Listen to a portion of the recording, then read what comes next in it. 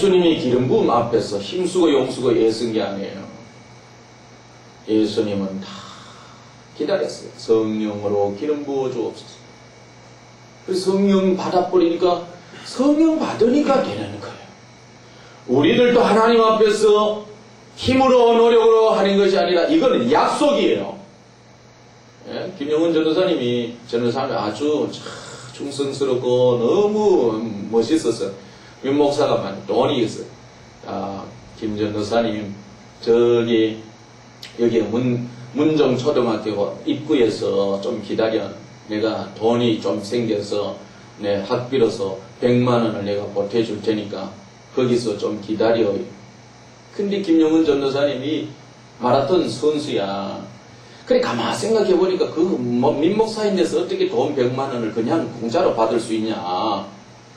기다리라고 했으니까 주시는 것은 분명한데 내 수준에서 보니까 야 이래가 안 되겠다. 내가 마라톤 선수인데 그런 개념에서 그러면 좀 열심히라도 좀 보여야지. 그러면서 문정초등학교 운동장에 들어가서 이제 민목사가 올 때까지 마라톤 하고 있는 거야. 달리기 하고 있는 거야.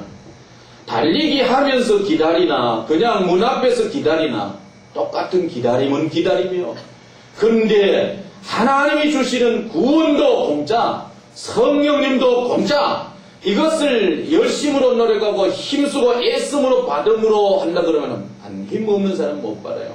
기본적으로 공짜로 주시겠다 약속이 있기 때문에 그냥 기다리면 돼요. 기다리는데 말이지, 이런 김영문 전도사님이 자꾸 어떤 일이 바빠, 자꾸 뭔가 전화도 오고, 그래서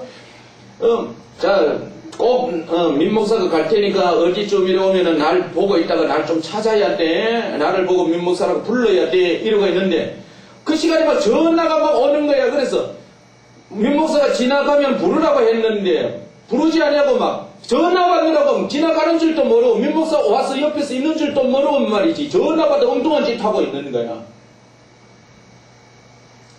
그럴 때, 그런 분수할 때는 어때요? 막 전화 올 때는 전화도 꺼야 되고, 막 산만할 때는 산만하고 주목을 해야 돼요. 그래서 약속한 사람이 오는가, 그걸 주목하여 보는 거예요. 우리의 기도는 그런 거예요. 성령은 그냥 기다리는 데요. 기다리려고 그러는데 말이지, 친구가 찝쩍거리는 거야. 그 친구가 뭐냐면 육체의 소욕이야. 옆에서 마귀가 찝쩍거리는 거야. 그래서 약속 가지고 오는 그 사람을 바로 보지 못하게 하는 거야. 그러니 옆에 와서 찝쩍거리는 친구나 마귀 친구 이런 것들을 대적해야 돼. 이것이 잘 물러가냐 말이야. 그 복을 받지 못하도록 막 옆에서 자꾸 엉뚱한 일 시키고 막 엉뚱한 데 보게 하고 막 엉뚱한 일 하라 그러고 막 그동안에 친했던 그런 친구들이 막 자꾸 옆에서 찝쩍거리니까 바로 주목하여 보지 못하는 거야. 그런데 나는 꼭 오늘 약속을 받아야 돼. 그 약속을 받기 위해서 옆에서 찝쩍거리는 놈들을 향하여서 강하고 담대하게 소리칠 때는 소리치고, 물러가라 할 때는 물러가고, 내게 주신 어떤 힘이 있다 그러면 보혈의 권세로서 예수 보혈로 대적하노라, 예수 이름으로 대적하노라, 그러면서 자기의 몸을 쳐서 딱 약속자를 향하여 기다리는 거예요.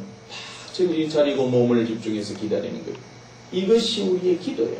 성령을 향하여서는 기도하되 찝쩍거리는 친구 배척하고 산만한 것 배척하고 엉뚱한 것 배척하기 위해서 우리의 힘이 필요하고 우리의 노력이 필요하고 열심이 필요하고 하는 거예요. 하나님의 모든 것을 향하여서는 우리의 모든 노력을 내려놔야 돼요. 다 내려놔야 돼요. 그냥 기다리기만 하면 돼요. 성경에 보면 잠잠히 기다리라. 하나님을 향하여서는 기다려야 돼요. 그런데 왜 우리가 하나님을 향하여 온전히 기다리지 못하느냐? 썩어져가는 구습을 쫓는 옛사람하고 친내에 있던 그런 마귀와 죄의 습관, 이런 것들이 너무너무 우리를 끌고 가기 때문에 그것을 이기기 위해서 우리 육신에 어떤 힘이 필요하고 노력이 필요하고 시간이 필요하고 금식이 필요하고 그런 그 흉악한 결박에서 우리가 막 안 끌려가기 위해서 힘쓰고 좀 맑은 장소도 필요하고 그런 거. 우리는 하나님은 우리에게 그냥 오시는 거예요. 돈 들고 오라는 것도 아니고, 마라톤 하라는 것도 아니고, 금식하라는 것도 아니고, 열심을 내라는 것도 아니고, 눈물 흘리라는 것도 아니요. 그냥 오라. 그래서 오라, 그냥 줄 오시는데, 그걸 받으면 되는데, 우리가 스스로 그 주님을 향하여 바로 볼 수 있지 못하도록 덮게 붙어있고 산만한 것이 쥐어져 있고 그런 옛날 구슬이 쓰여져 있고 그걸 떨치기 위해서 우리의 때때로 힘이 필요하기도 하고 육체를 이용하는 그런 것들이 필요해요. 그런 것. 금식은 말이죠. 사실 여러분 성령 충만 받고 은사 받기 위해서 금식하려고 하지 마시오. 금식은 내 육체의 소욕과 마귀에게서 눌려있는 흉악한 결박을 끌어버리기 위해서 금식. 은사 받기 위해서 금식한다. 성경 그런 식으로 말 안 해요. 우리 한국은 그런 식으로 은혜 받다. 은사 받다. 그래서 은사 받고 그렇게 그런 식으로 받아 놓으니까 다른 사람에게 소개할 때도 금식해야 돼. 소나무 뿌리 뽑아야 돼. 그런 식으로 은사 받으려고 능력 받으려고 그래. 근데 그렇게 해서 나름대로 은사 받은 것 같은데 금식은 본래 흉악한 결박에서 자신을 자유케 하기 위해서인데 그런 건 안 해놓은 거야. 그래 은혜는 받았는데 그것이 안 끌어져서 결국 은사를 가지고 말이지 자기 위해서 자기의 배를 채우고 자기 어떤 것을 목적 달성하기 위해서 그런 식으로 나가는 거야. 예, 죄악된 모든 모습은 육체적인 그런 부분을 그렇게 해결하고 하나님을 향해서 우리 기다리기만 하면 돼요. 그래 얼마나 쉬워. 너무너무 하나님이 우리에게 주신 은혜의 방편은 너무너무 쉬운 거예요. 그러나 육체가 그것을 가로막고 있기 때문에 그래서 육체와 싸우는 고난이 육체와 대립하는 이것이 얼마나 힘들이죠. 이게 문제예요. 그래서 피 흘리기까지 싸우라. 장래의 고난, 이런 고난은 장래에 받을 거, 이런 로마서 8장에도 말하고 지난 주간에도 그래 말했어요. 자, 기름 부음이 무엇인가를 알았죠. 이제 진짜 기름 부음이 무엇인가 여러분 어느 정도 감을 잡았는데 더 해야 돼요. 자, 예수님도 이 땅에 오셔서 사생애를 마치시고 공생애를 시작할 때에 하나님의 놀라운 지혜, 지식을 가지고 하나님 앞에 나갈 때 인류를 바라보면서 오신 땅의 목적을 생각하면서 하나님 아버지 이제 때가 되었으니 기름 부어 주옵소서. 예수님도 아버지께 기도하는 거예요. 기름 부어 주옵소서. 이 말은 성령 부어 주옵소서. 성령 부어 주옵소서. 그런데 예수님은 죄가 없는 분이에요. 죄 있는 우리들은 기름 부어 주옵소서 그러면은 씻겨지고 준비된 그 장소에 오지만 예수님은 죄가 없으셨기 때문에 성령으로 기름 부어주세요. 그러는 순간에 예수님에게 가득 채워져 버려요. 한량없이 받았다 이 말이에요. 요한복음 1장 읽었듯이 요한복음 4장 34절에 하나님의 보내신 이는 하나님 말씀을 하나니 이는 하나님이 성령을 한량없이 주심이러라. 그래서 한량없이 받아버렸어요. 그런데 예수님의 이 모습이 본이라 그랬어요. 예수님의 구속의 역사를 이루시고 오늘 우리에게 또 성령 세례 주는 자로 역사하시기 때문에 오늘 또 예수님의 그 모습을 기억하고 그 세례 주시는 것을 기억하고 오늘 또 우리는 예수께서 성취하심으로 그리스도로서의 구속의 역사를 이루신 것을 마음에 담고 그 복이 우리 각자의 복이 되도록 하기 위해서 예수님이 또 새로운 사회 성령의 기름 부어 주실 줄로 믿고 그 기름 부음이 계속해서 나오시되 아버지로부터 나오시는 줄 알고 계속해서 우리는 예수님 앞으로 나가 하나님 앞으로 나가서 예수님 아버지로부터 나오는 성령 부어주세요. 성령 부어주세요. 성령 부어주세요. 그런데 성령 부어주세요. 그러면 성령이 우리에게 그냥 예수님처럼 한량없이 채워지느냐? 아니다 이 말이야. 우리는 달라. 그래서 사도 베드로는 이런 진리를 알고 사도행전을 말해요. 사도행전 2장 38절 베드로가 가로되 너희가 회개하여 각각 예수 그리스도의 이름으로 세례를 받고 죄 사함을 받으라. 예수님의 이름으로 씻음을 받아. 예수님의 이름으로 씻음을 받아. 죄 없이 함을 받으라. 그리하면 성령을 선물로 받는다. 우리는 이것을 예수 믿을 때에 십자가로 말미암아 우리의 죄 사함을 받은 그런 것으로 또 이해할 수 있어요. 그러나 여기에서는 성령으로 예수님이 부어주시는 성령으로 세례받기 위한 우리의 구속, 옛사람, 죄악된 행실 이런 것의 씻음을 말하는 거예요. 우리에게는 이런 부분을 말하고 지금 처음 예수를 믿는 자에게는 구속으로 말미암은 그런 죄 씻음도 포함되겠지요. 그러나 여기에서의 사도행전 2장의 이 말씀은 제자들만 아니고 모든 사람에게 해당되는 말이요. 제자들도 계속해서 더 충만한 세례를 받기 위해서는 계속해서 회개의 자리로 나아가야 돼. 회개는 뉘우치고 고치는 거예요. 그래서 성경에서 회개라고 하는 이런 측면은 회심을 말하고 예수님의 십자가로 말미암아 죄 씻음을 말하는 이런 회개를 말한다고 하기보다는 성경에서 회개라는 말은 죄 사함 받은 자에게 아직 남아있는 구습, 옛날 행실, 하나님을 알지만은 하나님을 모를 때에 가지고 있던 그런 물들어 있던 그런 습관, 그런 습관적인 그것을 히브리서 6장 1절에 우리가 그리스도 도의 초본을 버리고 죽은 행실을 회개. 회개는 죽은 행실과 관계되는 거예요. 죽은 행실과 관계. 옛 사람의 썩어져가는 구습을 쫓는 구습과 관계되어지는 거예요. 우리는 우선 회개라는 말을 그런 식으로 연결을 시켜야 돼요. 그래서 회개하면서 그 다음에 성령으로 기름 부음받고 회개하면서 더욱더 성령으로 세례받고. 근데 예수님이 성령 세례 받았습니까? 목사님, 예수님 성령 세례 받았어요?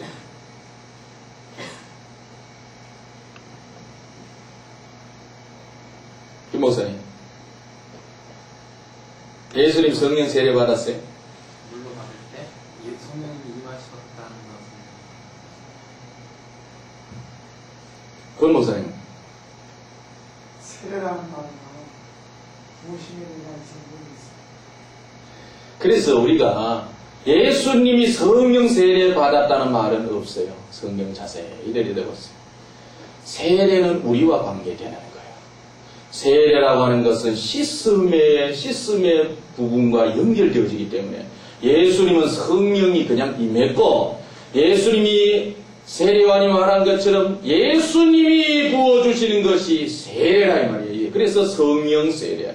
그러니 예수님이 받으신 것은 성령 받으신 것이고 예수님이 우리에게 당신이 죄를 씻어주었기 때문에 씻어준 그 은혜 속으로 들어갈 때 성령 속으로 들어가는 것이 바로 진리 속으로 들어가는 것이고 그 구속의 죄 씻음 속으로 들어가는 것이기 때문에 그런 은혜 속에 잠기게 하기 위해서 세례라는 말을 쓰거든요. 그래서 우리는 합동식에는 세례 그러지만 침례교에서는 침례잖아요. 잠그다 말이지, 잠그다. 그러니 세례나 어떤 의미에서 세례의 측면이 있어요. 씻음의 측면이 있고 또 어떤 의미에서는 침례, 잠금의 의미가 있어요. 그러니 우리는 세례가 맞다, 침례가 맞다 이러지만 두 가지 다 의미가 있어서 어느 것을 조금 강조하느냐, 그 잠기는 것이 중요하냐, 아니면 씻는 것이 중요하냐. 그러나 두 가지 다 우리가 바라봐야 돼요. 그러니까 세례라고 하는 이 말은 성령에 잠김바 되어지는. 그러니까 세례가 잠김바 되어진다고 하는 예수 그리스도의 피가 우리를 씻었다라고 하는 이런 진리 속으로 들어가는 거예요. 진리 속으로 들어간다고 하는 것은 다른 말로 예수님의 피가 우리의 죄를 씻었다는 그런 의미가 되는 거예요. 세례라는 말은 그런 의미예요. 그래서 세례라고 하는 측면에서 요한일서 5장 8절을 보면 증거하는 이가 셋이니 성령과 물과 피라 또한 이 셋이 합하여 하나이니라. 여기 보면은 세례라고 측면에서 이 말씀을 보면은 이해가 되는 거예요. 세례라고. 자, 보세요. 물세례. 물세례가 죄를 씻습니까? 장차 예수 그리스도의 피가 우리의 죄를 씻음을 믿고 믿는 믿음으로 물세례 받을 때에 죄 씻음을 받게 되잖아요. 그러니까 물로 씻다. 결국은 예수님이 오셔서 피 흘리심으로 인하여 죄를 씻어버렸어요. 그 다음에 성령이 오셔서 예수께서 피로 씻겨주신 이런 진리 속으로 잠그게 해주시는 거예요. 세례해주는 거예요. 그러니 이런 측면에서 물과 피와 성령은 하나다. 이 말 이렇게 주석에 이렇게 풀어 저는 이렇게 보는데 글쎄요 저기는 못 봤어. 자 그런 것입니다. 자 그러면 이제 무슨 말씀을 하느냐면은 자 예수님도 아버지께 성령으로 세례를 주시옵소서 그러시면서 인류를 바라보는 거예요. 지금 죄 가운데 있잖아요. 마귀의 종노릇 하잖아요. 문제 가운데서 우적거리잖아요. 아버지 내게 성령을 주셔서 저들을 구원하게 하옵소서 저들을 금진받게 하옵소서. 그런데 이런 모습을 본으로 삼아 오늘 우리들도 예수님이 성령으로 세례 주실 줄 알고 예수님 성령으로 세례를 주시옵소서 성령으로 세례를 주시옵소서 이제 이렇게 구하는 거예요. 예수님처럼 그렇게 구할 때에 예수님이 구하는 처지와 우리는 달라요. 예수님은 죄가 없으셔서 자신의 문제를 두지 않고 인류의 문제를 두고 성령을 구했지만 오늘 우리는 말이죠. 성령으로 기름 부어주세요. 성령으로 세례를 주세요. 그러면서 나의 문제도 해결하고 남의 문제도 해결하게 하옵소서. 이런 기름 부음이에요. 그래서 성령으로 기름 부어주세요. 그러면서 옛사람을 벗어버리는 씻음. 그러면서 우선 나 자신을 빚어가고 내가 빚어진 만큼 또 다른 사람들도 함께 빚기 위해서 그 사람에게 또 성령으로 기름 부어 주옵소서 이러는 거예요. 이게 기름 부음이에요. 이게 기름 부음 사역이라는 거예요. 다시 말씀을 드려요. 예수님이 성령으로 기름 부음 받고 그리스도로서의 죄 문제와 마귀 문제, 세상의 문제를 해결하셨던 것과 같이 예수님을 본을 보아서 우리들도 오늘도 예수님이 부어주시는 성령의 세례를 받아 그 성령의 세례를 받아서 예수님과 달리 내 문제도 먼저 해결하되 내 죄 문제, 마귀 문제, 내 모든 문제를 해결하고 또 다른 사람에게도 기도해 주어서 또 성령 받아서 성령 세례 받아서 그 사람의 문제를 해결하고 죄에서 마귀에게서 문제에서 건져주는 거예요. 그러니 그리스도를 믿는 것도 중요하지만은 그리스도를 그리스도 되게 하시는 성령의 세례가 중요하다는 거예요.